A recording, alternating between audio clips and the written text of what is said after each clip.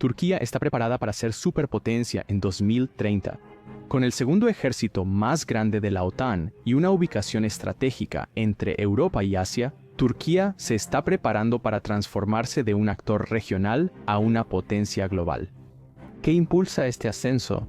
Bueno, el fin de la globalización significa que la posición de Turquía en medio de una antigua ruta comercial será cada vez más importante. Combinado con un poderío militar en aumento y una de las redes de alianzas más diversas del mundo moderno. Y tienes la receta para muchos movimientos agresivos. Estas son las mismas cosas que siempre le han dado ventaja a Turquía. ¿Podría surgir un nuevo imperio otomano? Si la historia sirve de guía, Turquía estará cerca de la cima de la pirámide geopolítica antes de lo que esperas. Aunque Turquía tiene más de 85 millones de habitantes diversos, suele ser su líder quien acapara los titulares. El ascenso al poder y liderazgo del presidente Recep Tayyip Erdogan ha definido la política turca durante las últimas 2 décadas y seguirá teniendo repercusiones hasta la década de 2030, esté o no él al mando. Como líder del Partido de la Justicia y el Desarrollo, Erdogan aprovechó una narrativa poderosa que resonó con muchos turcos. Una promesa de hacer que Turquía vuelva a ser grande, regresando a la gloria de su pasado imperial. Y él tenía ese lema antes que Trump. Su visión resonó con una población donde la memoria cultural del Imperio Otomano sigue siendo fuerte. Muchos ciudadanos turcos que viven hoy en día tenían abuelos que podían recordar la vida bajo el imperio, creando un vínculo tangible con esa era de poder e influencia. Al ser elegido en 2003, Erdogan impulsó un gran crecimiento económico.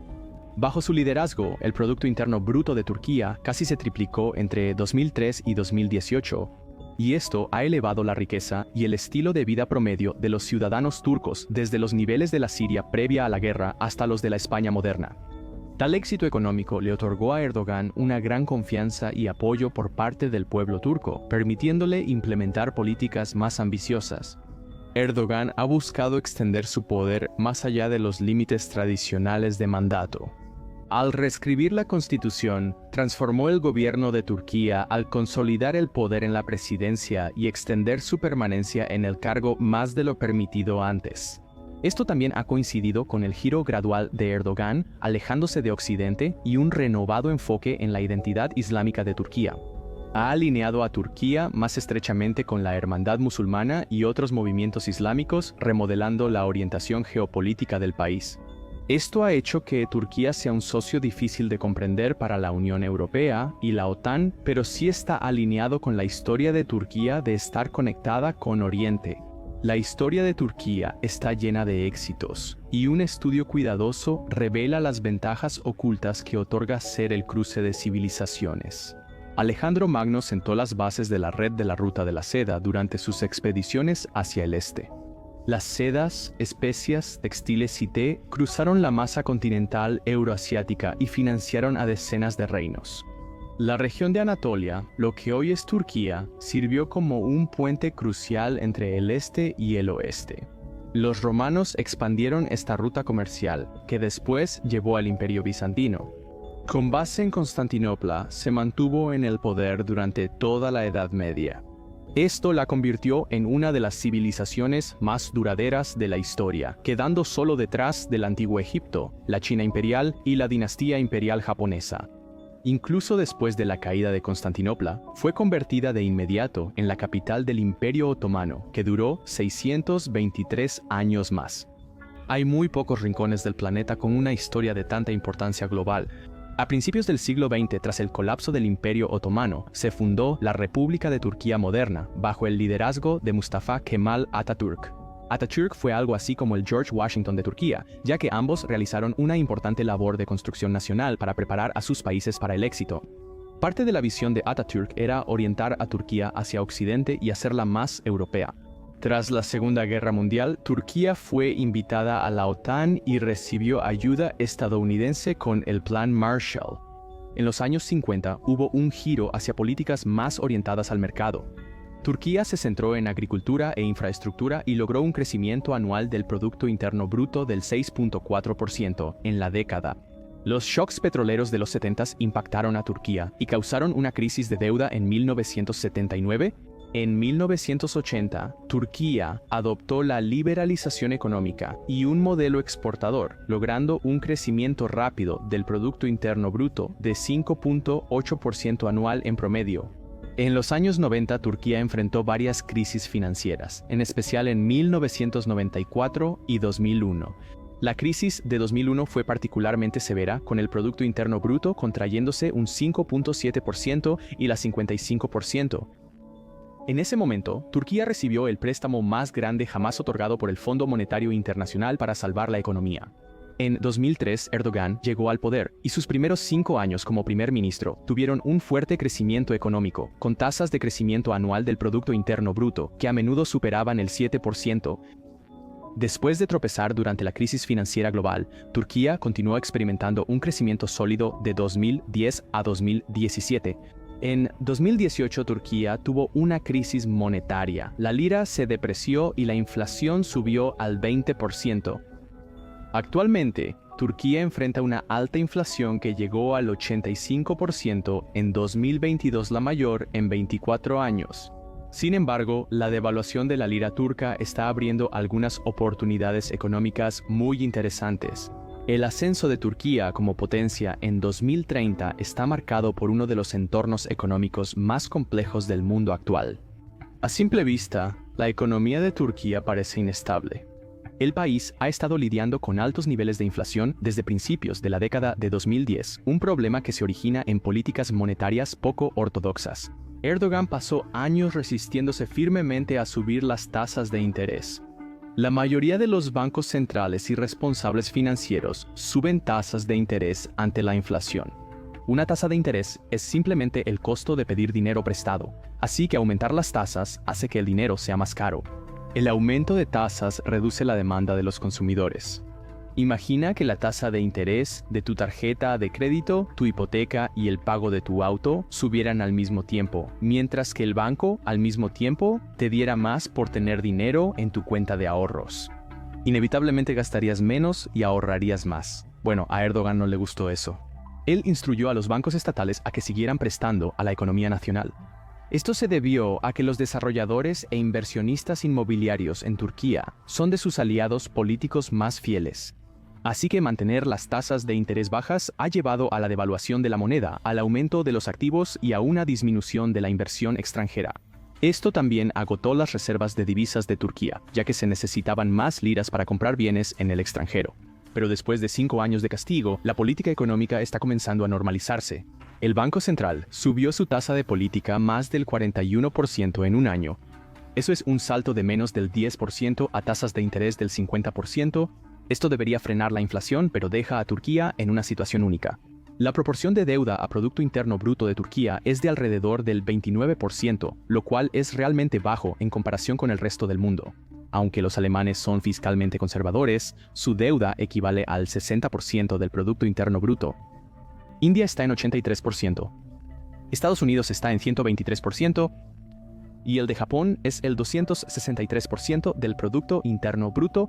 A la vez, la devaluación de la lira hace que Turquía pueda convertirse en potencia manufacturera global y competir con grandes industriales ya establecidos. Actualmente se encuentra en un rango medio entre los países en cuanto a manufactura de valor agregado, pero ha experimentado un crecimiento constante en su sector manufacturero durante más de una década. El país se ha convertido en un competidor emergente en manufactura automotriz gracias a su mano de obra calificada y asequible, además de su ubicación estratégica.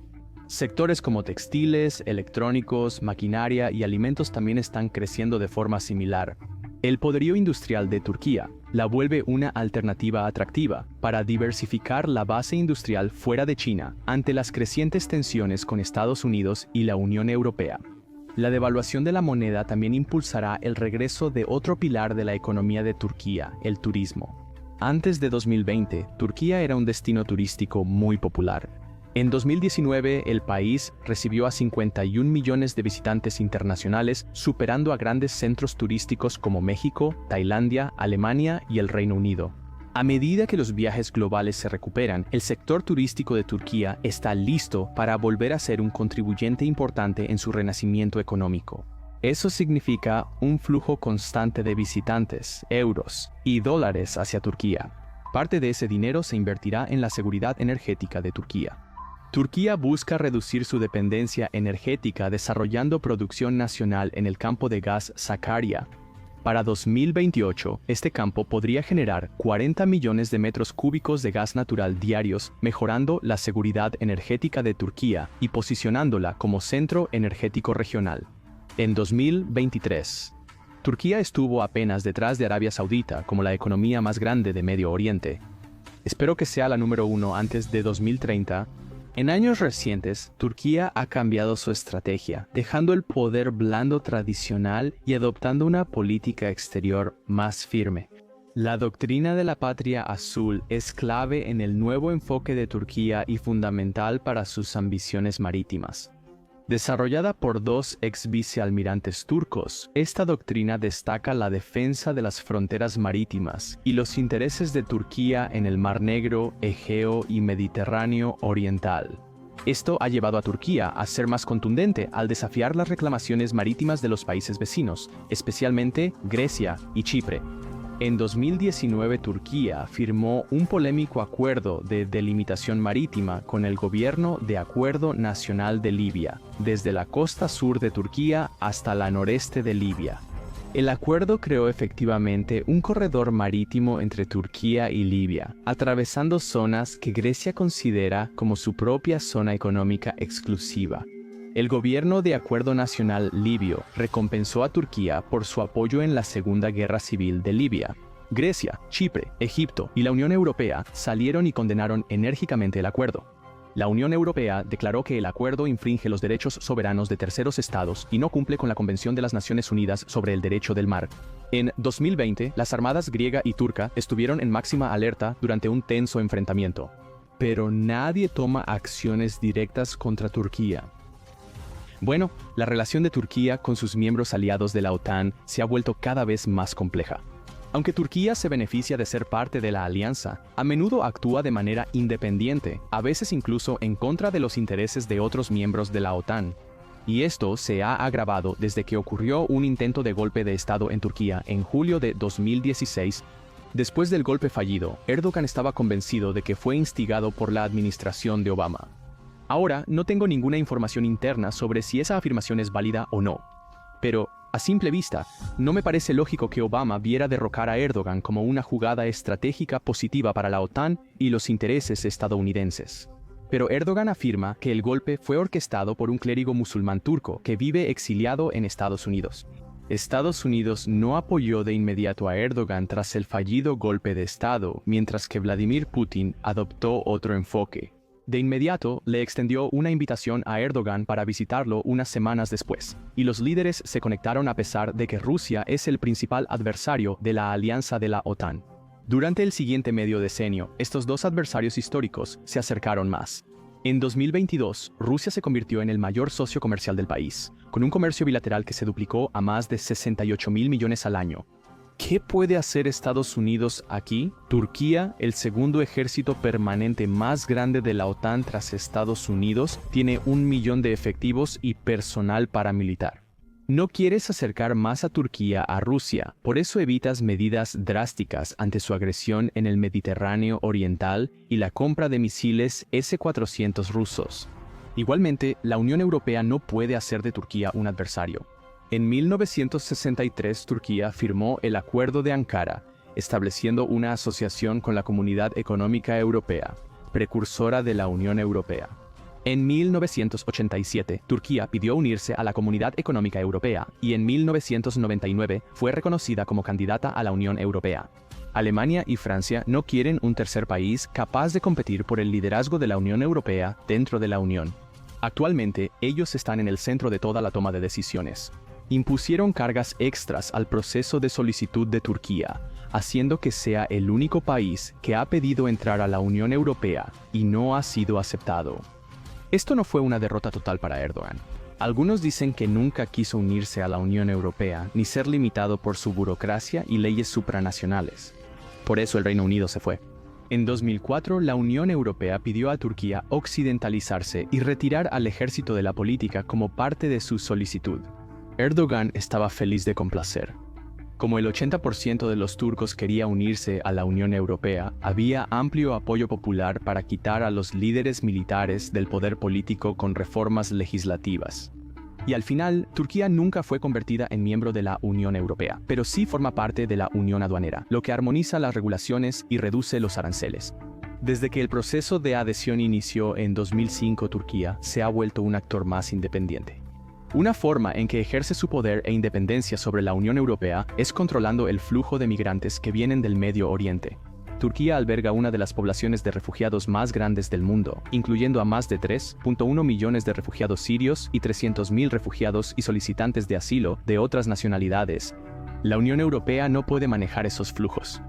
En los últimos 5 años le han pagado a Turquía más de $10.000 millones para alojarlos. Pero a medida que esto se convierte en un tema político más candente a nivel interno, le da a Turquía más influencia. Erdogan ha amenazado con permitir la entrada de más refugiados a Europa si no recibe más ayuda. Rusia y Turquía han ido a la guerra 17 veces. Turquía perdió las 17. Así que el poder militar siempre está en la mente de los turcos. Y el servicio militar obligatorio para todos los hombres ha estado vigente desde la fundación del Estado turco moderno. Las Fuerzas Armadas turcas, antes centradas en la defensa interna, ahora son una fuerza expedicionaria que proyecta poder fuera de sus fronteras. Las tropas turcas están desplegadas de forma permanente en 6 países, combatiendo no solo en su frontera con Siria e Irak, sino también a cientos de millas en África. Uno de los ejemplos más significativos de la proyección militar de Turquía es su presencia en el norte de Chipre. Desde 1974, Turquía mantiene unas 40.000 tropas en la isla. Este despliegue prolongado erosiona la soberanía chipriota y permite que los turcos exploten los recursos energéticos en el campo de gas Afrodita. En el norte de Irak, Turquía ha establecido más de 100 puestos militares, empleando la estrategia de mancha de tinta para contrarrestar a los separatistas kurdos, específicamente al Partido de los Trabajadores de Kurdistán. En Siria, las fuerzas turcas han llevado a cabo múltiples operaciones, incluyendo la Operación Escudo del Éufrates en 2016 y la Operación Rama de Olivo en 2018, con el objetivo de combatir al Estado Islámico y a los combatientes kurdos, mientras establecen una zona de amortiguamiento a lo largo de la frontera. Turquía expande su presencia con bases militares en el extranjero. El país ha construido una base militar para 5.000 personas en Qatar y mantiene una presencia significativa en Somalia, donde cientos de soldados turcos entrenan a soldados somalíes como parte de un esfuerzo más amplio para reconstruir el país. Para respaldar esta expansión militar, Turquía aumentará su gasto en defensa en un asombroso 150% en 2024. Los drones turcos fueron clave en el conflicto de Nagorno-Karabaj en 2020. Turquía apoyó a Azerbaiyán en una victoria decisiva sobre Armenia, y las lecciones de ese conflicto se han aplicado al de Ucrania. Solo en 2023, Turquía generó $4.000 millones en ventas de drones a más de 30 países, consolidándose como un actor importante en el mercado global de armas. A medida que Turquía continúa expandiendo su alcance y capacidades militares, está claro que el país se está posicionando como el principal intermediario de poder en la región. El único competidor que representa una amenaza creíble para Turquía es Rusia, pero se encuentra empantanado en la guerra en Ucrania y enfrentando la expansión de la OTAN hacia el norte. En su apogeo, el Imperio Otomano abarcaba 3 continentes y gobernaba grandes partes de Europa, Asia y África. Tales alturas no son alcanzables a corto plazo, pero es una narrativa convincente que los líderes turcos pueden contarle a sus ciudadanos. En el clima geopolítico moderno, Turquía está en gran medida fuera del enfoque de los medios occidentales. La guerra en Ucrania, el auge de la India y las tensiones en el mar de China Meridional captan mucha más atención. Pero esa falta de atención también representa la oportunidad turca. A medida que Estados Unidos se retira del mundo y la globalización se deshace, una potencia regional con capacidad de manufactura, acceso marítimo valioso y poder militar está lista para expandirse en ese vacío. Seguiremos de cerca el ascenso de Turquía aquí. Te recomendamos que hagas lo mismo y veas nuestro video sobre el ascenso de la India a continuación.